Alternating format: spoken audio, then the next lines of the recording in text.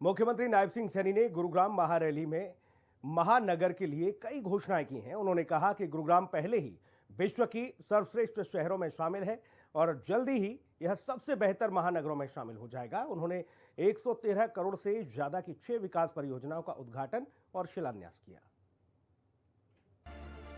मुख्यमंत्री नायब सिंह सैनी ने कहा कि गुरुग्राम आज दुनिया की नजरों में विकसित महानगर नजर आता है।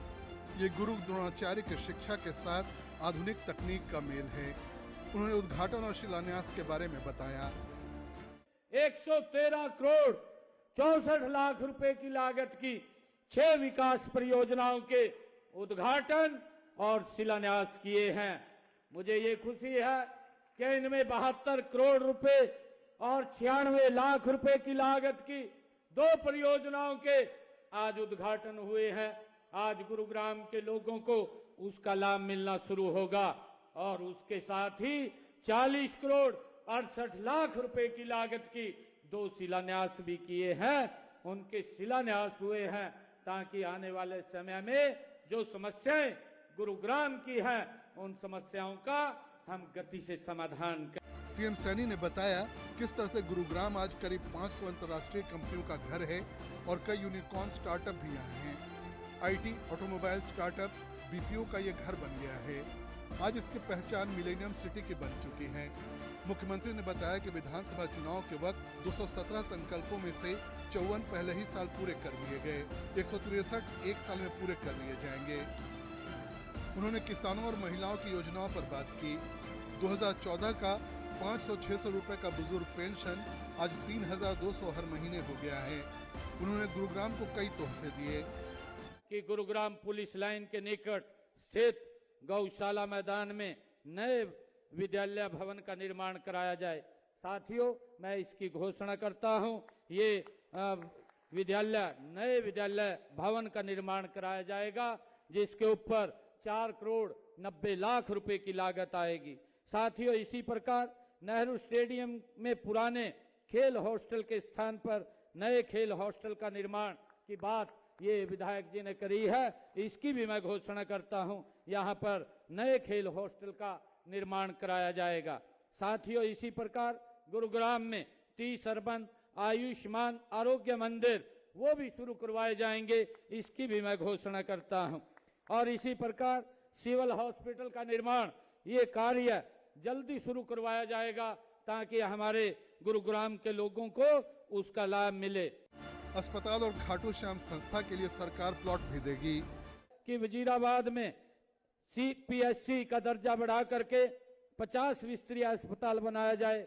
मैं विधायक जी से कहना चाहूंगा कि आप वहां पर हमें भूमि उपलब्ध कराइए। भूमि उपलब्ध होगी तो हम उसको 50 बेड का अस्पताल बनाने का काम ये हमारी सरकार करेगी। साथियों, इसी प्रकार आपने कहा है कि वजीराबाद गांव में एक मैत्री वन बनाया जाए। मैं वजीराबाद गांव में बन रहे मैत्री वन को शीघ्र पूरा करवाने का भी ये करवाया जाएगा, इसकी भी मैं घोषणा करता हूं। साथियों, आपने खाटू धाम बनाने के लिए एक धार्मिक संस्था द्वारा प्लाट देने की बात कही है।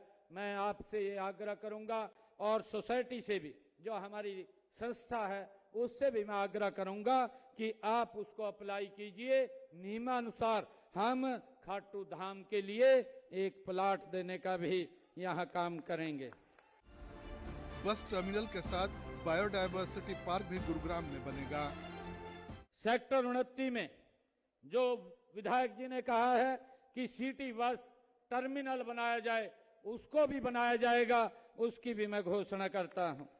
साथियों, इसी प्रकार पुराना बस अड्डे के शिफ्ट होने उपरांत वहां पर सिटी बस सेवा हेतु बस डिपो, टर्मिनल, अन्य सुविधाएं की बात विधायक जी ने कही है।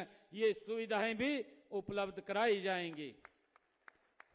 साथियों, विधायक जी ने कहा सेक्टर 23 में बायोडायवर्सिटी पार्क में लाइब्रेरी का निर्माण कराया जाए। वहां पर एक लाइब्रेरी का निर्माण कराया जाएगा, इसकी भी मैं घोषणा करता हूं।